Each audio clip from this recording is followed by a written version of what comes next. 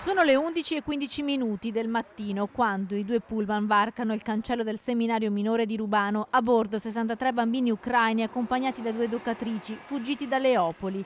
I piccoli, che vivono in due orfanatrofi, verranno ospitati qui all'interno della struttura messa a disposizione dalla diocesi di Padova.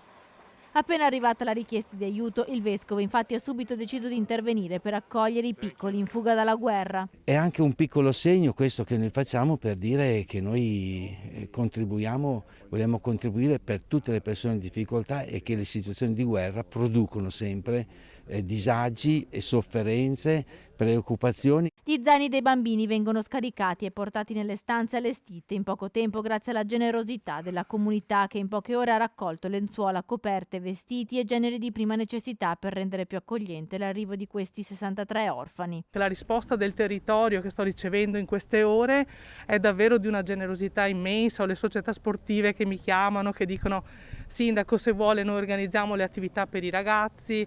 Ho tante persone che mi dicono: io ho a disposizione del tempo, posso venire a dare una mano nel tempo libero, a intrattenere. Quindi veramente si è mosso un'ondata molto bella di generosità. I bambini e le due donne che li accompagnano sono stati sottoposti a tampone dai volontari del CUAM e ora dovranno affrontare 10 giorni di quarantena. Grazie a Dio, grazie alla generosità della diocesi, c'è qui uno spazio verde immenso, per cui io me li vedo comunque, senza violare nessuna quarantena, correre in palestra, giocare a calcio, a pallacanestro, quello che sarà, a scorazzare per i prati.